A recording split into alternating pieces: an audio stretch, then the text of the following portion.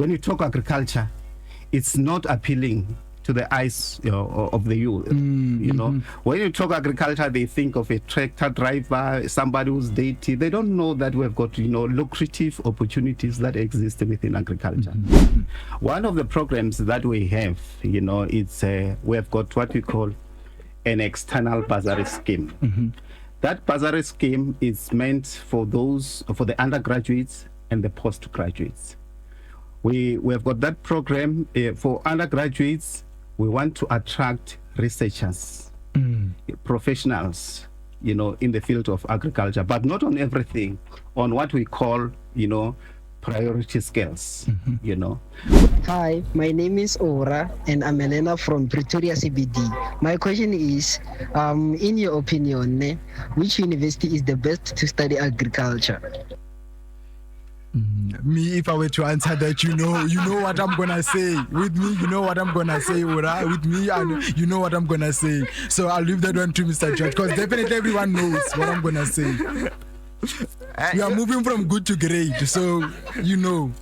The Groundbreakers, Mondays to Thursdays, 7 to 9 p.m. on TUT FM. Tonight, we're focusing on a sector that holds, immense potential but remains largely untapped by the youth, agriculture, land reform and rural development. Agriculture is often seen as the backbone of South Africa's economy, yet the youth participation remains alarmingly low. But for that conversation, I'm not going to be alone because I know nothing about agriculture. My grandmother used to say, no, I can but never really got much interested in that. But to help us that conversation, we do have Mr. George Mathye, who's then the Deputy Director of Policy Support and Tertiary Education under the Directorate Sector Education and Training at the Department of Agriculture, Land Reform and Rural Development. And our topic tonight: opportunities for the youth at the Department of Agriculture, Land Reform and Rural Development. Mr. George, good evening and welcome to the Groundbreakers. Good evening, Polelo, and good evening to the listeners of TUT FM. Thank you so much for having me in your show and looking forward to a fruitful discussion. And before we get into that conversation, I want to have our listeners give them a lesson to the bio. I was telling you off air to say, whew, a very long one. It shows a man that has dedicated his life to these things. A very long one, but I'll definitely give you a short one before we come into that conversation. Ladies and gentlemen, Mr. George Mathye is a Deputy Director, like I did mention, of Policy Support and Tertiary Education at the Department of Agriculture, Land Reform and Rural Development. With nearly 30 years of experience, Mr. Mathye has always been in education space. Born in Limpopo, moved to Gauteng in 1995 to pursue further studies, and now his educational background includes a Bachelor of Science with honors from the University of Westred and a B.Tech in Natural Science from Technikon in Northern Gauteng, which is now TUT, and a senior certificate from Damani Agricultural High School. Mr. George has held various positions within the Department of Agriculture, Department of Basic Education, the Gauteng Department of Education. He also has, various positions, including the one that I did mention, Deputy Director, a lot of things, definitely a lot of things. If we could read this, we could definitely go the whole night. But before we get into this conversation, I think it's always a question that I ask our guests to say, before we get into things, tell us a little bit about yourself, the background, how you came to be the successful man that you are tonight. Firstly, you're right. My name is George Mathye. I work for the Department of Agriculture, Land Reform and Rural Development from a section called Sector Education and Training. I've provided you with my little biography, which you exaggerated and said it was too long. Yeah, but I have been, a public servant, as you have indicated, for quite some time. Yeah. Don't be fooled by this baby face. So yeah, my work experience, as I've indicated, included, being an educator. I worked as a teacher for a period of about 10 years. At Jugulayne, the most famous place. I worked at Funekile Junior Secondary School as a teacher, where I held a position of head of department for maths and science. From there, I started studying, and then because I wanted to broaden my opportunities, as you have seen on my biography, I went to Wits University. I'm also a student here. I won't mention all the institutions that I went to, but my work profile includes, working as a teacher at Finikila Secondary School. I then moved to the then DOA, Department of Agriculture, where I held a position of a senior policy practitioner. I think it was around 2006, and then I left in the year 2009. Then I joined the then DOE before before it splits, into basic education and higher education. I went there for a period of 3 years. But 2 years I worked there as when the department was still DOE, Department of Education. Then the split happened. When the split happened, and then I went with the Department of Basic Education, where I worked for the Directorate Inclusive Education. I held a position of a Assistant Director there, Inclusive Education. And then I think my mission at the Department of Agriculture was not complete. I went back in 2012, this time, as a Deputy Director for Policy Support and Tertiary Education. Yeah, from 2012. To date. Yeah. So this the directing thing is within you. Everywhere, direct. I don't know what they've seen on me, but I think God was on my side. That I'm grateful. I don't want to say this on my last day, but I'm grateful to God for all the opportunities that is provided for me. Little as they may look, but I'm really grateful. So now, when one looks at your bio to understand that you're coming in from Limpopo is vastly in terms of agriculture. Is this something that you've always wanted to do? Yes. I've always wished to be, in education, and I've always wished to be in agriculture space. If you go through my biography, you'd see that I did my high school. In fact, maybe before I come to that, I'm from a village called Dutuni, and then if you come from Dutuni, you won't know, everybody in that area, they know about, a place called Zingadeni. It means a place where they do gardening or farming. Yes. Yeah, I'm from there. At home we had a huge scheme, at home. So I got inspiration from there. Then I also went to Dimani Agricultural High School. As much as I was doing maths and science at that school, agriculture was compulsory. So I was doing agriculture. So I've always been in love with agriculture. I've practiced agriculture from birth, by being exposed to that kind of an environment. True. So those who come from that area, they know that I'm telling the truth. We've got huge schemes there, belonging to the Mathys. Yeah. So now let's get into the heart of the conversation. I was looking at a report that suggested, agriculture remains a key sector for economic growth, but not young people are entering that space. So I want to ask you, what would you say are the barriers that are preventing some of the youth to get in there, and what is your department then doing to eventually cut off those barriers? Now, I think one of the most stumbling block that we had over a period of time was lack of awareness on opportunities that exist within the agriculture sector.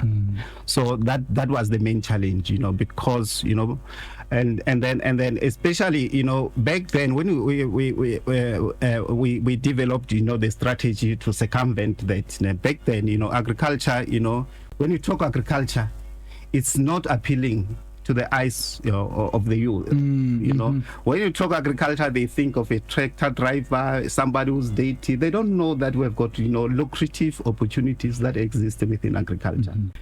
I remember back in time when I left teaching, I'm blessed. I've got 3 daughters. The other one was very young at that time. So when I said to her, I'm leaving teaching, I'm going into agriculture, you could see the disappointment in her eyes. She even shed some tears. Simply because, in her understanding was that, I'm going to... So I would say that, what has been a stumbling block over a period of time has been, lack of awareness on, opportunities that exist within the agriculture sector. Hence, we came up with a program, that we use, we run at school, we call Career Awareness Program, where we try and promote, agriculture, try and change the image of agriculture, make agriculture appealing to the eyes, in the eyes of the youth. Yeah. And definitely when you're speaking about programs, I was about to ask you a question to say, now with South Africa's highest, high unemployment rate, many reports then suggest that agribusinesses could absorb more young workers. I wanted to know the specific programs that the department has in place to create employment, besides only those giving them awareness, but specific ones that could eventually create employment.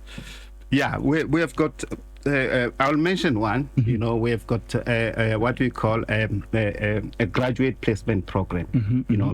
This program is meant to attract, graduates, from the agricultural sector. Yes, who wants, to become entrepreneurs in their own right, so that, they can, avoid this situation of queuing for employment and be the creators of employment. So we've got a program, which we call, the graduate placement program. As much as we are the National Department of Agriculture, we make funding available for that particular program to run. And then, but in terms of the recruitment and selection for those aspiring graduates, who want, to become entrepreneurs, we recruit them, we place them in farms, but the recruitment, selection, and appointment is done by the provincial departments of agriculture. We do that, we give them an opportunity for a period of 2 years. We recruit them, we place them in farms, or in enterprises where they are going to be helped, in terms of becoming entrepreneurs for a period of 2 years. So we recruit each and every 2 years. The last cohort, which we have just taken, under that program, we took them in 2024, which is last year. Yeah. So the course is going to be running for 2 years. How I wish I could have been here, last year, so that at least. But no information is too late, to be disseminated. Yeah, so we have just recruited them. So they will be running 2024, 2025, and 2026. So we'll then recruit, another cohort of 1,000 graduates. So and when they are there with farms or in the farms, enterprises, they get stipend, and at the same time they get nurtured into becoming entrepreneurs. And now, to be part of that 1,000, definitely 700 must be from here. That's from University of Technology, because we definitely have people that are working. I want us to come into the issue of land reform, also coming into the fact that President Cyril Ramaphosa has now signed into law that expropriation bill. The land reform has been a contentious issue for years, with many young people feeling excluded from land ownership and agricultural opportunities. Just want to understand, how does your department then ensure that young people benefit from land reform policies? You see, what has been the major challenge in this country, has been, people who have been allocated, land, but they lack, relevant skills, to make that particular land productive, So people will get land, for agricultural purposes. That land will lie fallow for a period of time, simply because people do not have requisite skills to do basic farming in those. So with all land reform programs, I come from training background. True. Yeah. Once you are allocated a farming space, it is our responsibility as sector education and training to train you so that that particular piece of land that you have received, it becomes beneficial in terms of farming operations. So we do training, and it's not any kind of training that is done. It's a training that is that is informed. We do skills audit before we train you. Yes, to the training that we offer is tailor-made to your needs. True, definitely. And before I take one question coming in from the land reform, I think maybe some of this issue starts way back in high school, because I know from the high school that I went to, there was the agriculture stream where you had to do agriculture and geography. But I've never seen a class of people going to the field or even dissecting a pig or anything that consists of doing agriculture. That is maybe the issue starts there. We need to look at that particular problem from there. Yeah, that's a challenge, I can agree with you on that one, that, in some instances, we used to do, agriculture, which is supposed to be a very practical subject. True. We used to do it theoretically. We used to do science experiments that were supposed to be done, practically. We would do them theoretically. Obviously, in the long run, that would have, some effects, in the long term, on how you operate, after schooling. Definitely, I cannot dispute that. And now, one of the major criticism of land reform programs is the slow and bureaucratic nature of land allocation.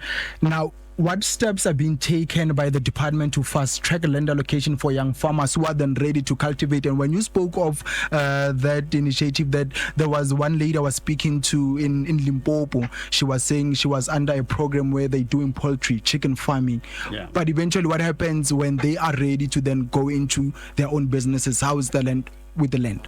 I think I need to make something very clear here so that that will shape our discussion going forward, I come from a section, called sector education and training. Mm-hmm. Our job is to train, not to allocate land. Mm-hmm. But we only come in when beneficiaries have been allocated land, and we want to train them so that they make, the land that they've been allocated very productive. Definitely. Yeah. So in terms of allocation of land, farming space, that is being handled elsewhere within the department. Mm-hmm. But I come from a training background. Mm-hmm. I only come in when the training has to happen. Mm-hmm. Yeah. All right. We'll definitely try to move into that space of discussion. Now, let's come into the skills development, and we'll take one question before we go into an ad break. Now, definitely agriculture is improving, definitely developing and improving with advancements of technology and sustainable practices. How do you then ensure that young farmers also receive, the necessary training to compete in modern agriculture? Yes, as a department, we've got, as I've indicated, that I want to coin my discussion as the opportunities that exist within agriculture, land reform and rural development for the youth. Mm-hmm. One of the programs that we have, it's we have got what we call an external bursary scheme. Mm-hmm. That bursary scheme is meant for the undergraduates and the postgraduates. We have got that program for undergraduates. We want to attract researchers, professionals, in the field of agriculture, but not on everything, on what we call, priority skills. Mm-hmm. We've got bursary, we've got an extensive bursary program, that addresses that. And we don't just, give for any skill or any field of study.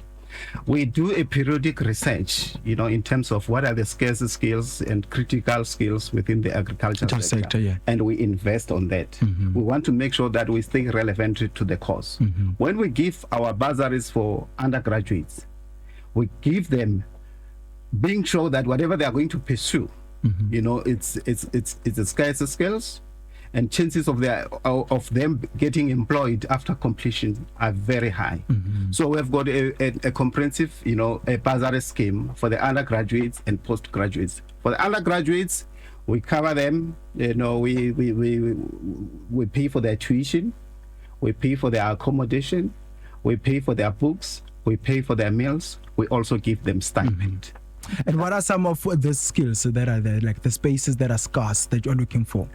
Yes, we have got quite a number of programs that we offer bursaries for the undergraduates. I'll still come back, hopefully, to the postgraduates. Yeah.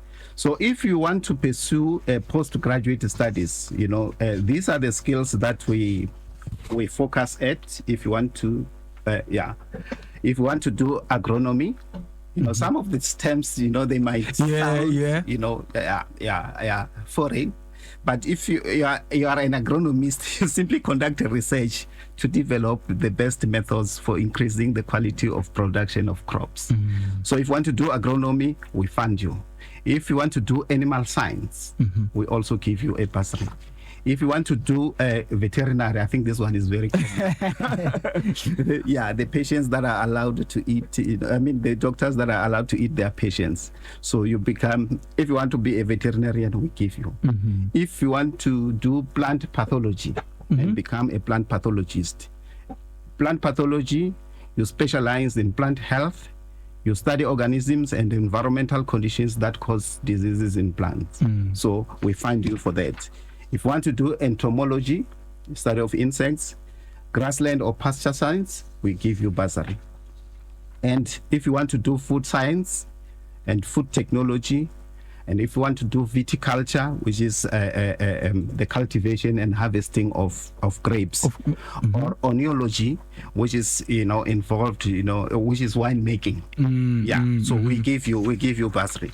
And then if you want to do town planning and land surveying as well as geomatics, we give you a bursary. Lastly, if you want to do bioresource engineering or agriculture engineering, as well as geographic information system (GIS), we also give you a bursary. And you definitely that's for the undergraduates.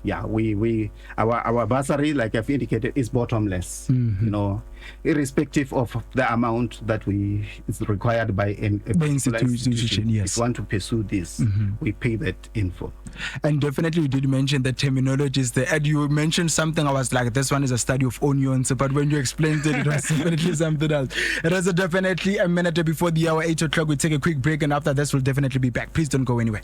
It was definitely 7 minutes after the hour 8 o'clock, and once again you are 22 TFM 96.2, amplifying voices, empowering lives. And this is Plug a Graduate right here on the Groundbreakers on the 29th of January 2025. And alongside with me, I do have Mr. George Mathye, who is now the Deputy Director for Policy Support and Tertiary Education under the Directorate Sector Education and Training at the Department of Agriculture, Land Reform and Rural Development. And we're definitely going to be going through some of these 4 main points. Definitely believe Mr. George will definitely dissect our conversation coming in from that. Definitely should we start off from career awareness programs? Yeah, definitely. Please, the platform is yours. Yeah, you see, the career awareness program, as I've indicated, I think I touched on it briefly when we were talking about the postgraduate opportunity. I mean, the opportunities for the undergraduate. And also when you were asking me about what were the challenges that presented some barriers for learners not to venture into agriculture. Yes. And then I indicated that lack of awareness. So DALAT Career Awareness Program is a structured program which focuses on promotion of agriculture as career and livelihoods of choice, particularly among school-going youth. So the main idea is to build, a skill space within the identified priority skills and careers that I've highlighted when I was talking about the undergraduate bursary opportunities for the undergraduates. The program is implemented, through a periodic visit to schools. We visit schools, we conduct career awareness programs, we do bridging programs, in the universities, we conduct exhibitions, we also conduct seminars. That basically what the career awareness program is all about. And also for people to know about the opportunities, that exist within the agriculture. We use this program as a vehicle. You wouldn't know about, the bursary opportunities that exist within agriculture if we did not run, definitely be on the ground. So it's a vehicle where we communicate our message out there to the community about human capital development programs that we have within the department. And before we then come into the graduate placement program, you spoke of bursaries, and there was a question coming in from our listener, which is now Ms. Posha Zabane. He was then saying, is the department then collaborating with universities on those said bursary schemes? Look, what we do, we offer you a bursary. We don't apply on your behalf at the institutions, of higher learning. So if you are interested in pursuing one of the study fields that I've highlighted when I was talking about the opportunities for undergraduates, if you want to do agronomy, which is being offered maybe by University of KwaZulu-Natal, I'm just giving an example. Yes, true. Yes, what you need to do is it's your responsibility as a student to apply at that institution of higher learning. Yeah. So when the bursary opportunities are out there, we make bursary opportunities available in March every year, and we close in August every year. So then you also, when that time comes, you apply for a bursary. Yeah. In January, when the results are out and you meet the requirements, a particular university, you just present us, with an admission letter. With an admission letter, true.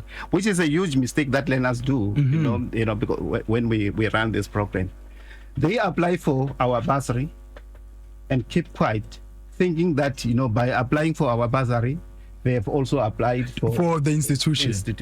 We don't apply on your behalf as a student. It becomes your prerogative to do that. And I think, understanding the question, maybe because, one thing I've noticed about TUT, they would have, bursaries coming in. They would alert you to say, if you are studying this and this and that, there are bursaries like that. I think maybe the question was that when she said, is the department collaborating with these universities on the said bursaries, do you then, come to the university and say, this is the type of bursaries that we have? So if you do have learners that are studying that are offering such programs, do alert them to know that there are certain bursaries of this kind? Yes, definitely. We work with the universities. For example, in this institution, the only university that offers bioresource engineering or agriculture engineering is University of KwaZulu-Natal. Okay. And then we have been struggling, to get learners enrolled for agriculture engineering. So as and when we do our career awareness programs as well, we also involve, the university that is responsible for offering that qualification. We do that, together. And also, when the bursary opportunities are advertised, we also use, certain platforms, either presented to us by the university to advertise for those bursary opportunities. So we also do campus recruitments where we make, those opportunities known to the students. So we work very much with institutions of learning that are offering, those qualifications that are highlighted as skills in agriculture, land reform and rural development. Yes, we do. But what we don't do is apply on behalf of the student. You apply for our bursary, you apply at the institution. Once you are accepted and you meet the requirements, you give us, an acceptance letter from the institution of the learning, and then we award a bursary. Definitely, and you did emphasize that a lot, that we do not apply. So even listeners that are listening, maybe doing matric, they must understand that you need to still apply at that given institution. And, yes. And remember, that's for undergraduates. I touched on undergraduates. Yeah. But we also have opportunities for postgraduates. Definitely, that people should we tap into. Definitely should tap into that. And I was thinking before we did that, just go over the graduate placement program, just because we touched a little bit briefly on it as we're passing through. Yes, as I've indicated, the graduate our placement program is used to attract young people who want to establish youth-owned or managed enterprises and other activities that will encourage active participation of youth in the sector. True. Yeah. Agriculture graduates are recruited and placed, for 2 years in farms or enterprises. We are a national department of agriculture. We develop and coordinate the implementation of policies and strategies. True. That's what brings a distinction between a provincial department and national department. So in this instance, on graduate placement program, we make funding available to the provinces. And provinces, they do the recruitment, they do the selection and the appointment of qualifying graduates, and those graduates will be placed in enterprises, and then they will be developed to become entrepreneurs. We do that once after 2 years. Yeah. The last cohort, like I've indicated, we just absorbed them in 2024. So you can count 2 years from 2024. Then we'll take another cohort. But all in all provinces combined, it will be 1,000. Yes. Yeah. And now also, let's touch on the postgraduates eventually there, because now there are people that are deciding to pursue more qualifications coming into that space. Yeah. We also we have realized that there are lots of graduates out there that are not getting employment. Maybe they need to enhance their qualifications to in order to improve the possibilities of getting employment. So we have got what we call bursaries that are earmarked for those that want to pursue postgraduate studies. And then those we pay for tuition if you want to do that. We pay for your tuition. Tuition only? No. Okay. Okay. Look, I agree with undergraduates. I've indicated that we'll pay for tuition, we'll pay for accommodation, we'll pay for meals, we'll pay for books, we'll also give you a stipend. We are managing the risks there because these are young kids who are coming from high school. You can just imagine if you just give them a lump sum and say, you will do this and this and this. A day or two will be enough before they head back home without, studying. So with postgraduate, we pay for your tuition. And then once you are accepted, we feel that whatever you want to do is in line with the research agenda of the Department of Agriculture, Land Reform and Rural Development. We award you a bursary, we pay for your tuition, and we give you a lump sum of 100,000 per annum to sort yourself out. The rest. We presume that at that age you're matured. You can manage. You can manage. True. You can sort yourself. That's what we do with postgraduate studies. Sure. No, that's beautiful, man. I feel like I could have went that direction. I would be here to reap the benefits. Definitely. And now, coming into international training program. Yes, the international training program, we have got our country has signed bilateral agreements with many countries across the globe. So what happens is that if South Africa has signed signed a bilateral agreement with China, for instance, we tap into the training opportunities that exist within that bilateral agreement. The idea is to try and expose those who aspire to study further in international training opportunities.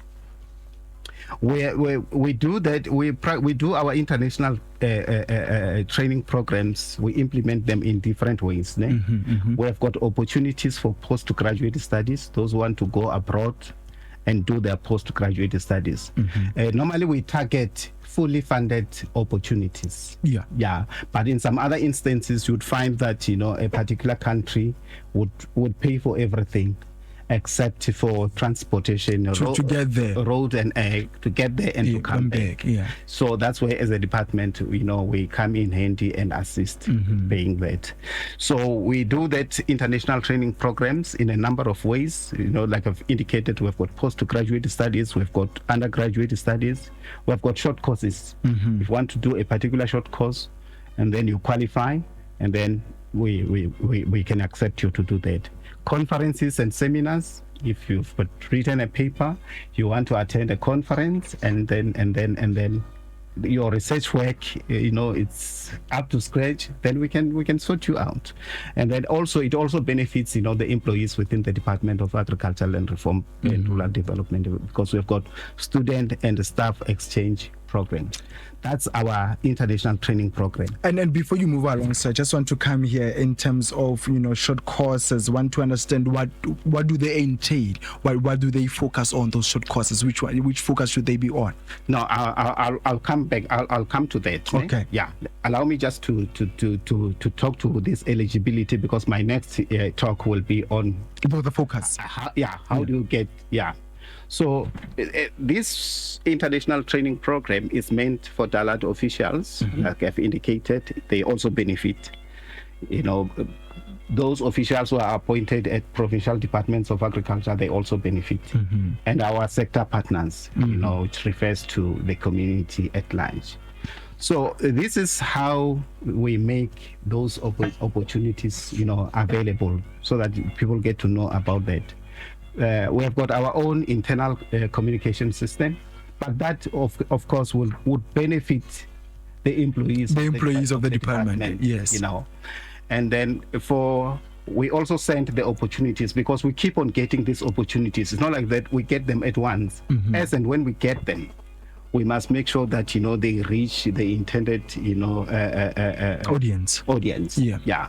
So we would circulate as and when we get them. For DALAD staff, we'll do our own internal communication, and then we will also send those opportunities to all the vice chancellors of the universities and universities of technology. We do send them.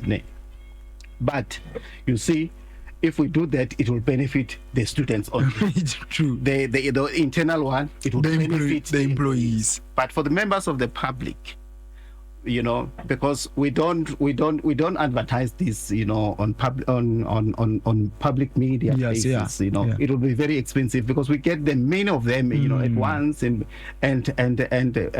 periodically.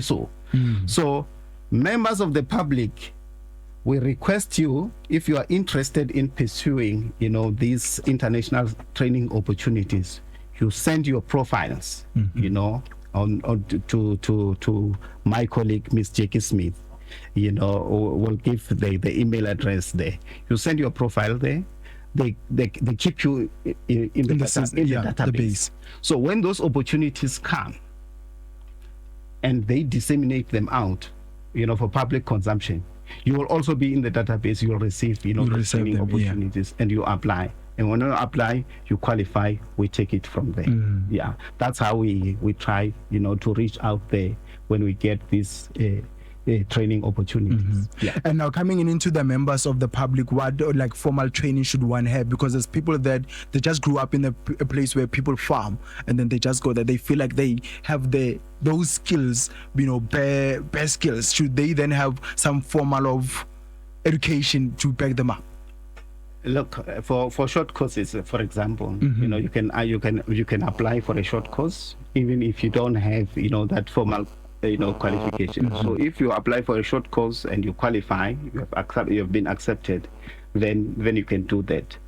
But there are those that require you to have a formal qualification. Like if you want to go and internationally and pursue your undergraduate studies, obviously it requires you to have a formal qualification. If you want to do a postgraduate study, it requires you to have a formal qualification. Definitely. And now coming into the focus of those, I wanted us to focus on that, because you said you'll come back to those focuses to say what should then they focus on mainly, because I think when you then say you're gonna look for scarcity of things, the scarcity of space, then if they don't fall under that, what's going to happen? Look, we have got policies within the department that even when those training opportunities come, we don't just advertise for anything that comes, for as long as it has been given.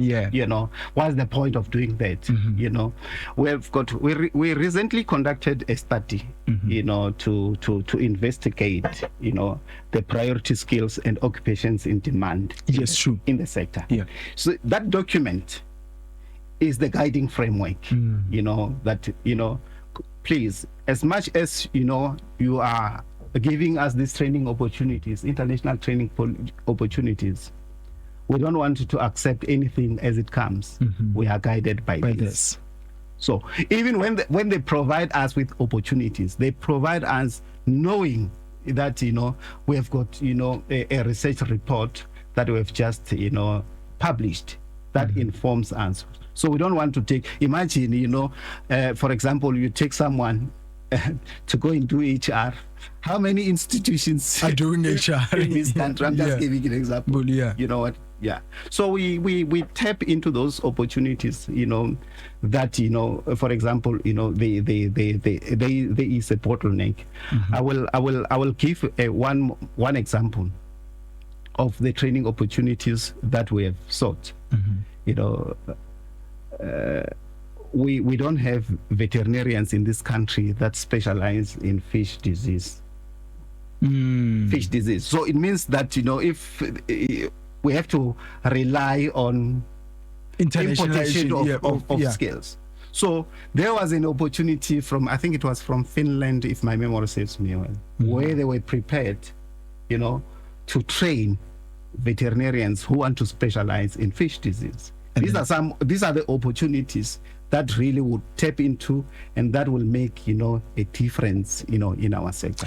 Doesn't it make it sad for you when you think some of our people might lose out on these opportunities because no one is actually following that, is pursuing those things? And this comes up to the question that Ms. Portia Zabana also asked once again, to say, what actions are you then taking to make agriculture or even such spaces attractive to young people, especially those in those scarce skills mentioned? Look. I've indicated that we've got a career awareness program. Mm-hmm.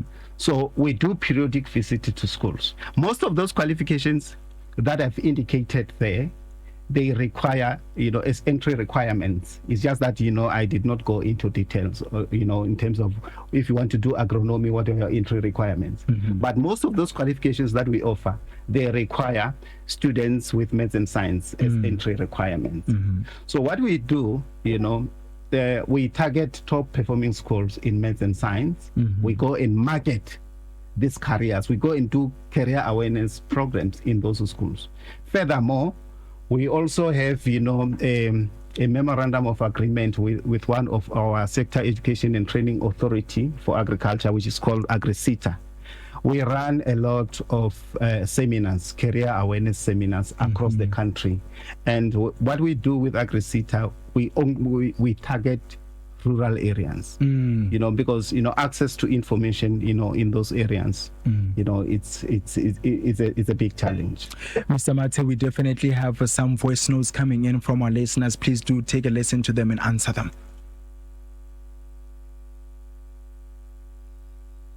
Greetings to you, Polelo Madisa, and our super guest, Mr. George. I am Tsepang Mafela from Social Group Extension 10. My question is, how does one qualify for the bursary opportunities?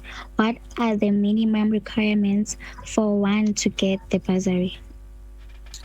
Definitely have to say, maybe tuned in a little bit later because we had moved on that. But Mr. George, obviously, you have to take that once again so that if the listener is there, gets the full information. Yeah. Look, I've indicated that in terms of our bursaries for what we call prioritized skills. Firstly, you need to be meeting the requirements, and you need to be pursuing one of those priority skills that I've highlighted, there. So if you are accepted, and then you meet the threshold, the threshold. We do not operate, parallel, to the prescripts of this government to say if you want to qualify for NSFAS, if you want to qualify for bursary, the combined salary threshold, of parents combined, should not be more than 600,000. Yeah. So we subscribe, to that, But the long and short of it, if you are interested in pursuing the skills that I've indicated, you qualify, you apply at the university, you have been accepted, you apply for our bursary, you have got no reason to worry because, those are the requirements.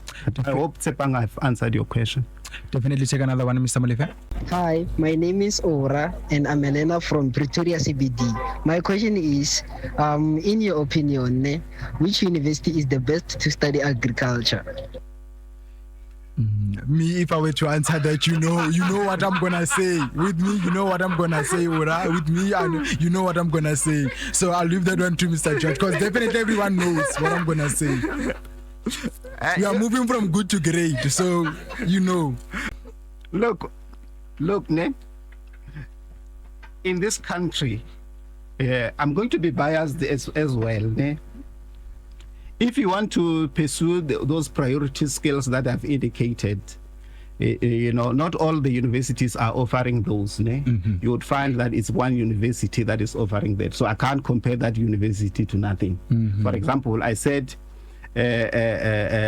agriculture engineering or bioresource engineering is only offered by the University of KwaZulu-Natal. Yes. So that's the only one. If we come to veterinary, there's only one university that is offering that, mm-hmm. Which is University of Pretoria. Yeah. Right? If we want to viticulture and oenology, it's only one university that is offering that. It is University of Stellenbosch. But if you want to ask me, if you want to pursue any qualification in agriculture, I'll be biased as well because I work for the Department of Agriculture and we are responsible for the administration of 11 colleges of agriculture in this country. Mm-hmm. So they offer qualifications in agriculture. Back then, there was a reluctance from students in pursuing qualifications at colleges of agriculture. Mm-hmm. One, because they did not qualify for bursaries when they go to colleges, because such institutions are not established under the FET Act. Mm. So the bursary opportunity, the NS funds and everything, is meant for typical universities of technology.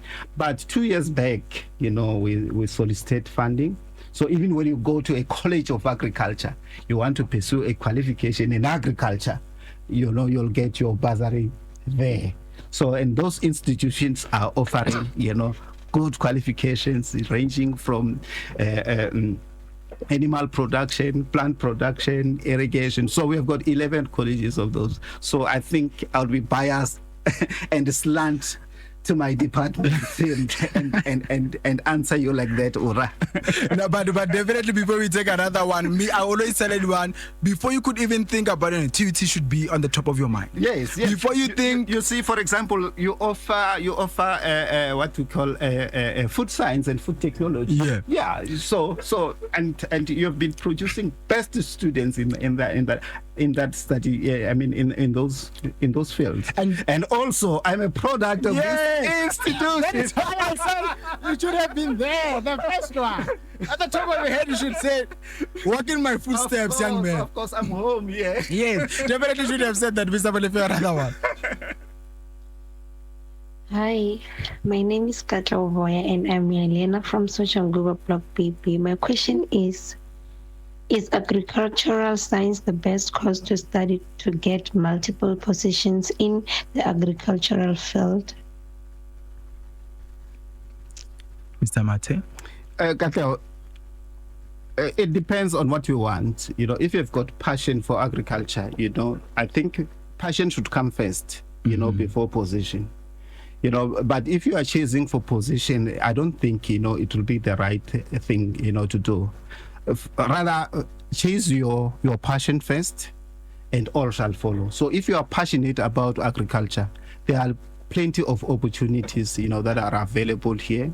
If you are if you study agriculture, you can be an entrepreneur in your own right. Definitely. You can be a job creator. You can also, be in a formal employment. It depends on what you want, in life. But I wouldn't say that, you should be chasing for positions, and so on. Rather chase your passion, and all shall follow. Definitely, passion definitely goes a long way. But in nowadays, as people would then assume, if this position is giving me this much, definitely should advance myself to get this much. Yes. Definitely advance myself to get this much. So are there people, coming from me, are there people that study doctorate in certain things in agriculture? Of course, like I've indicated, we have established, these postgraduate bursary opportunities for a reason, because we need researchers. There are people who are studying postgraduates in doctorate of veterinary, like the thing you said of specialized fishes. Of course, you do, postgraduate studies, you know, or postdoctoral studies, you know, in whatever. So, yes, we have. We have sent people, like I've indicated, to Finland to go and study, you know, to specialize in fish disease. So the opportunities are there. And I definitely should come back with that knowledge, because I can't be going to my grandmother's village and catching a fish. Next thing, it's on the fire. Of course. And the last one, Mr. Bolipe, that will get up.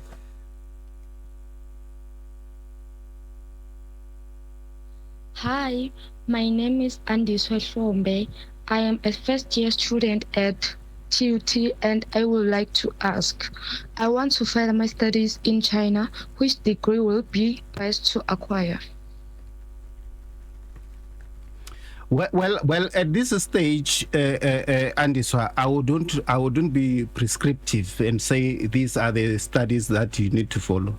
But as and when we get opportunities that are aligned, you know, to our skills program, you know, I would say that, you know, the qualifications that you need to pursue are those that we deemed as priority skills for the department. You know, that, you know, I'll answer you generally like that, to say that for as long as, you know, as a department we deem what you want to do as a priority area for our department, and it forges ahead our research agenda, you know, in the event you want to do postgraduate studies, then we'll encourage you to do that. Yeah. And definitely I'll take this one coming in from Siyabonga Khoza before we take one quick last break. Siyabonga Khoza from Murula San says, so the poster from the Department of Agriculture partnering with the China stated that one must have achieved 65% from their previous studies to qualify. Does it refer to any field of study or specifically agriculture? I do not know what Siyabonga is talking about. Maybe there could have been, you know, he could have come, you know, across, you know, the opportunities that we advertised from a particular university from China, you know, that required, you know, people in a particular study field. I hope, I wish he could have indicated that, you know, I wanted to do this in China and then they wanted this, you know, because it cannot be one size fits all, you know. Perhaps it was on a particular study program that the particular university in China was advertising, and then they wanted, you know, candidates to have 65% in a particular thing. So you know, I'm just talking, you know, in general. It depends. So it's not one size fits all. The requirements, the entry requirements for various, you know, study fields are different. Yeah. It has definitely make that 17 minutes, not even 17 minutes, 23 minutes before the hour 9 o'clock. We take a quick break and we'll definitely be back. It has definitely 18 minutes before the hour 9 o'clock, and soon we'll be jumping ship and giving this hot seat to Dire William Masenya, who's going to come in on the date night show, and he's sitting on the other side of the production side. He's also asking a question, Mr. Mathye, and then before, it's two questions, I take them, then we go back to the initial conversation. And he's saying, because you spoke of career expos, he's asking what time around the year do you hold this career expos? You know, with career awareness program, we do, you know, career awareness program 24/7. You know, throughout the year we are busy. You know, it's a fully fledged program that is running, you know, at the department. We are going from province to province, you know, promoting careers in agriculture, prioritize careers in agriculture. So that one, you know, it does not have time. We do it tomorrow. My team will be going to another province, you know, to go and do some career awareness programs. But because I've indicated that, you know, we have the seminars that we do with one of our sector education and training authorities. So we do that, you know, 4 times in a year, where we go to a particular village in a particular province. We alternate. We invite learners, you know, from schools around, you know, and then we fund for those learners to be at the venues, and then that with AgriSita we do that 4 times in a year, once per quarter. But you know, that with what we run as a department, you know, not with AgriSeta. Our normal career awareness, we do them, it's our daily bread, it's our daily job. We go there, we market this opportunity, we go to schools. Otherwise, if we don't do that, as I've indicated, that some of those skills that I've highlighted, they are foreign in nature. True. They're not known. We'll not get applicants in those. So it's our daily job to do that. We do that frequently. And if someone will wake up tomorrow and says they're looking for that, where can they find you? Yeah, if they want us to do a career awareness program, they can contact my office at 012 319 7902. Yes. And then let me take this last question before I come to mine. It says, the question says, Take One didn't do any course related to agriculture, yet they hold a deep passion for this field. Is there a field friendly towards something like a bridging course to come from one particular field into agriculture? Yeah, for example, if you want to enroll for a qualification at a college of agriculture, some of the qualifications, they wouldn't want you to have, agriculture as a subject to start with. So you can enroll and do that. I've highlighted almost 13, if not, almost 13 priority skills and occupations in demand or priority study fields in agriculture. None of those require you to have agriculture. They require you to have maths and science. So you can do that. You can follow a career in agriculture without, necessarily having agriculture as a subject. Yes. And coming into those colleges, I don't think we actually got to name them down so that people will know, but I do think in your presentation there are some of the names jotted down. Yeah, we have got, as I've indicated, we have got 11 colleges of agriculture in this country. They are spread across the provinces. We have 2 colleges of agriculture in KZN.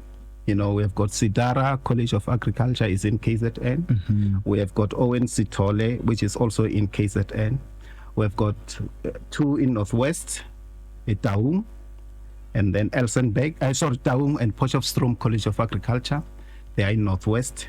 We have got 1 in Western Cape, which is Elsenburg College of Agriculture. We have got 2 in Eastern Cape, which is Fort Cox and Tolo.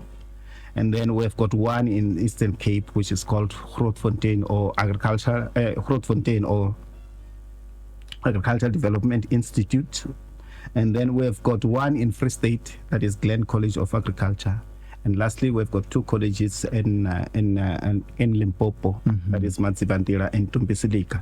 In the main, these colleges of agriculture, they offer diplomas, but there are those, that work with a particular university, and where students, after doing diploma, they can articulate and do degrees. I'll mention one, but let's say Sidara, for instance. If you are in Sidara, you can go and articulate and do B.Agric with the University of KwaZulu-Natal. And then Stellenbosch, Elsenburg, they work with Stellenbosch University. So you can do a diploma in oenology and viticulture, and then articulate into their program and end up, having a degree. Some of them in the main, they offer diploma in animal production and plant production. But I think you've got Taung that focuses on irrigation as well. And then you have got Tolo, that offers, para-veterinary program,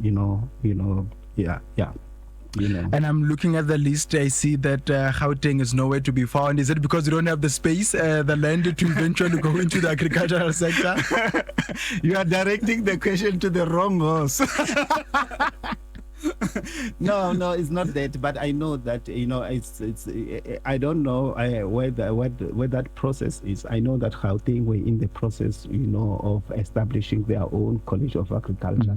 So it is just that at the present moment, I'm not glued, with the developments in terms of what is happening. Yeah, but there were some times where they were, busy, hard at work trying to establish. It's not only Gauteng, you know. If you check there, we don't even have Northern Cape as well. That does not have a college of agriculture. Yeah. And definitely, I'll take this last two questions coming in from me, from my sector, and that I've done. No, yeah, coming from this.